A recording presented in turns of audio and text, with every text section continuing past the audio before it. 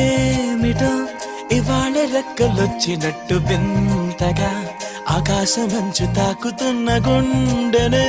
కొరుక్కు తిన్న కళ్ళు చూసినంతనే మనస్సు నవ్వే మొదటిసారి ఏం మార్పిది ఎడారి ఎండమావి ఉప్పెనై ఉంచెనే కలే కాదుగా నీ వల్లనే భరించలేని తీపి బాధలే